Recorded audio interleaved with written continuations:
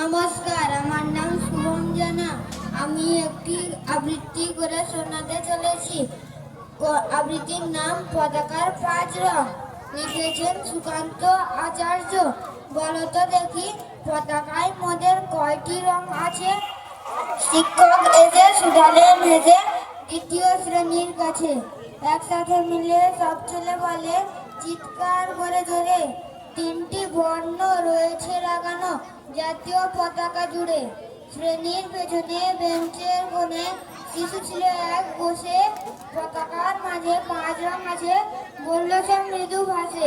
কথাটা শুনে বাকি শিশু কানে হেসে খায় লুটোপুটি। শিক্ষক রেগে বললেন, হেগে বোঝাও কি করে 5টি? সরল মাথা নিচু করে ভয়ার্ত স্বরে সরল শিশুটি বলে, ওপরে গেরুয়া, মাঝখানে সাদা, সবুজ আছে তার তলে, আর আছে আঁকা গোলাকার চাকা, নীল রং আছে এতে। শিক্ষক বলে, এটিকে ধরলে তবু হচ্ছে 4টে।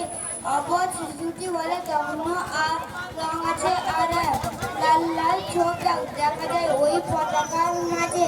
বাবাকে যখন আনলে ওরা কাফনে ঢাকা ফুলে জড়ানো রয়েছে দেওবানাদার পতাকা আর ফুলে। রক্তের গায়ে ছিল লাল ছোপ ওই পতাকার মাঝে। বাবা এই নিয়ে মোড় হলো 5টি। এবার তো ঠিক আছে। সরল শিশুটির জবাব কানে নাকের লঘু, অশ্রু এলো নয়ন ভরে, শুকনো হলো মুখ।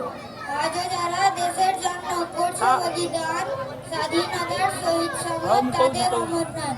হয়েছি স্বাধীন, বেড়ে গেছে 70টি বছর, দেশ বাঁচাতে যাচ্ছে যে প্রাণ, রাখছি কি তার খবর? নমস্কার।